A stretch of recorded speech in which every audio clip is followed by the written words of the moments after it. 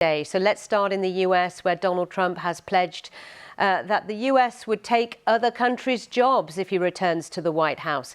He's laid out his plans to slash taxes, lower energy costs and regulations for manufacturers that make goods on US soil. At a campaign rally in Savannah, Georgia, Trump promised a manufacturing renaissance, reiterating his pledge to punish American companies that manufacture outside the US and slap large tariffs on foreign-made goods to protect US industries. Not only will we stop our businesses from leaving for foreign lands, but under my leadership, we're going to take other countries' jobs. Did you ever hear that expression before? Have you ever heard that we're going to take other countries' jobs? It's never been stated before. We're going to take their factories, and we had it really rocking 4 years ago. We're going to bring thousands and thousands of businesses and trillions of dollars in wealth back to the good old USA. That's what we're going to be doing it and doing it.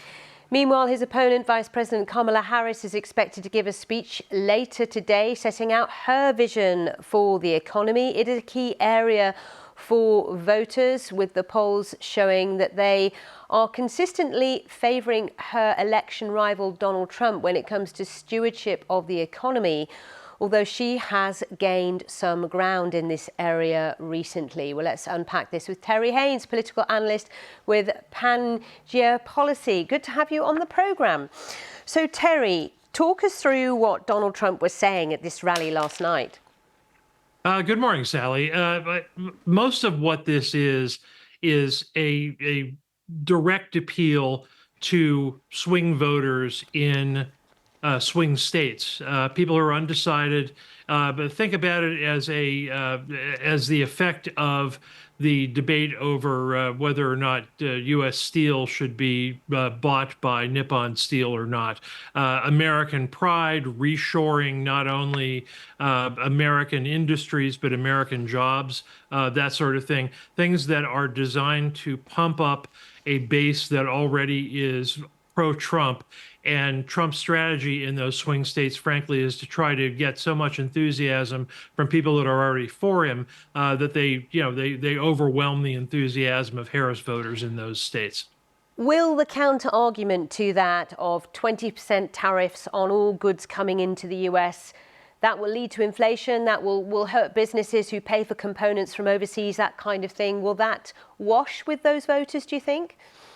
I think it probably won't. You have to remember too that you and I would talk about American economy from a basis of talking about inflation, but how people are experiencing that, working class people in those states particularly, really comes down to high prices. And so when there are complaints from economists, from Wall Street, from Kamala Harris about the knock-on effects of all this, that tends to get discounted. What people hear is a patriotic appeal, and what they hear for the first time in a couple of generations, frankly, is an interest in reshoring and invigorating manufacturing. So it's got some appeal. Now, we are expecting later today, if not today, in the next few days, more detail from Kamala Harris about what her economic ideas are. She does talk about the opportunity she'll create. What is she going to lay out? Harris really nibbles around the edges on a lot of things. There are a number of wags who have called this the Oprah election after the American talk show host Oprah Winfrey, who was famous for giving away things in her chat show.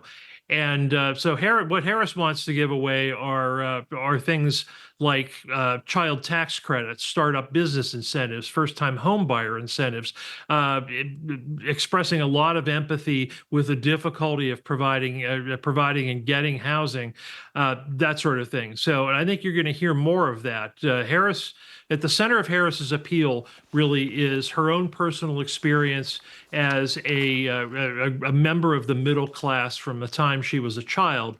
And I would expect her to emphasize that middle class appeal in her economic talks this week.